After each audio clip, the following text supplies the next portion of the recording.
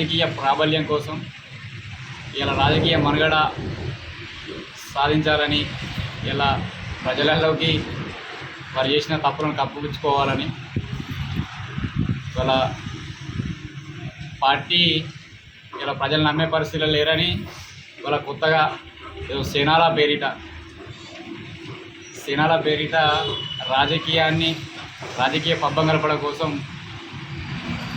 తంగల్పల్లి మండల్లో సమావేశాన్ని ఏర్పాటు చేసుకొని ఏదో కేటీఆర్ సేన అని ఇలా ప్రభుత్వం మీద కాంగ్రెస్ పార్టీ మీద ఇలా అవాకులు చివాకులు పేలుస్తూ ఉన్నారు.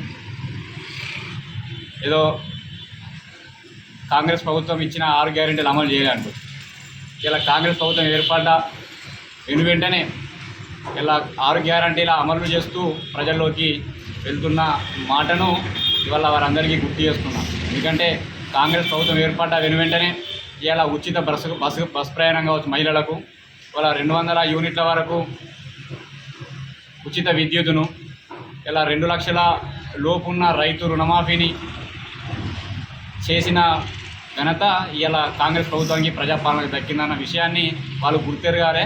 వాళ్ళ గత 10 సంవత్సరాలు టీఆర్ఎస్ పార్టీ అధికారంలో ఉండి రైతులకు రుణమాఫీ చేసిందా అన్నది ఒకసారి గుండె చేసుకుని ఆలోచించుకోవాల్సి. ఎందుకంటే ఇలా ఈ కాంగ్రెస్ గవర్నమెంట్కు ప్రజాప్రభుత్వానికి ఇలా 5 సంవత్సరాలు అవకాశం ఇచ్చి ఇలా ప్రభుత్వాన్ని ఏర్పాటు చేసిరు. ఈ ప్రభుత్వంలో ఈ 16 నెలల్లోనే 6 గ్యారంటీల్ని అమలు చేస్తుంది. ఇవల్ల ఇక్కడ పెన్షన్స్ కావచ్చు, ఇంకొన్ని ఏదైతే హామీలు ఉన్నాయో ఆ హామీలను కూడా మాకున్న టర్మ్లో ఖచ్చితంగా అమలు చేసి ఇలా ప్రజల దగ్గరికి మళ్ళీ వెళ్తాం. ఇలా ఇందిరమ్మ ఇళ్ళని ఇచ్చినాం, ఇవాళ 500కే గ్యాస్ సిలిండర్ ఇచ్చినాం. ఇవన్నీ ఇచ్చుకుంటూ పోయినా కూడా ఇలా వాళ్ళకి ఏది తెలియక ఇలా మేము ప్రతిసారి వాళ్ళు చెప్పినప్పుడల్లా మేము పదే చెప్తున్నాం.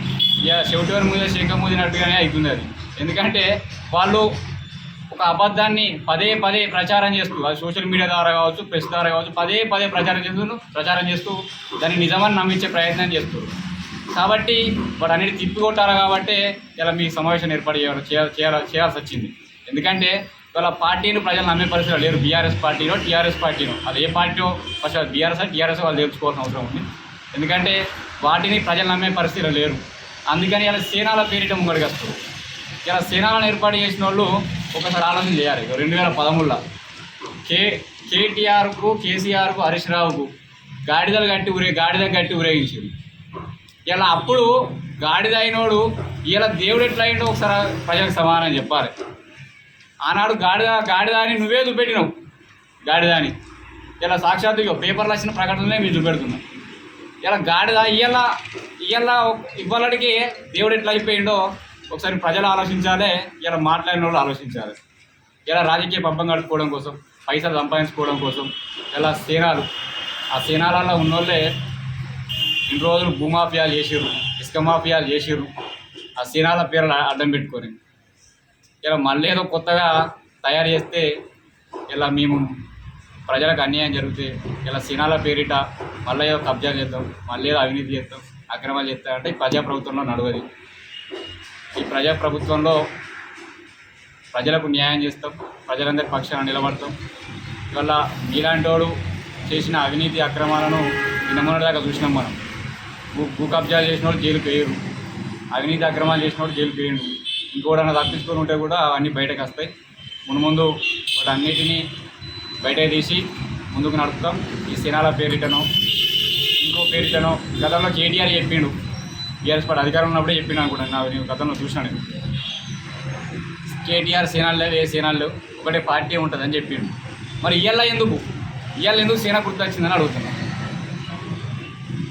కేవలం మీ కుటుంబ రాజకీయం, మీ పార్టీలో మీ ప్రాబల్యం చాటుకోవడం కోసం మాత్రమే ఇది చేస్తుంది, తప్పితే ఇంకొకటి లేదు.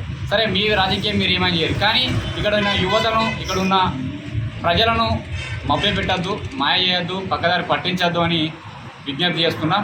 ఎందుకంటే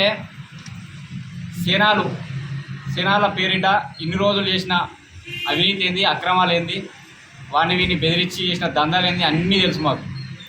ఇవాళ కొత్తగా మళ్ళా ఇవన్నీ చేయొద్దని వారికి సూచన చేస్తూ ఇటువంటి ఇలా కాంగ్రెస్ గవర్నమెంట్ మీద, ప్రజాపాలన మీద ఇలా 100 చిల్లర మళ్ళీ ఆరోపణలు చేస్తే మాత్రం తస్మాత్ జాగ్రత్త అని హెచ్చరిస్తాం.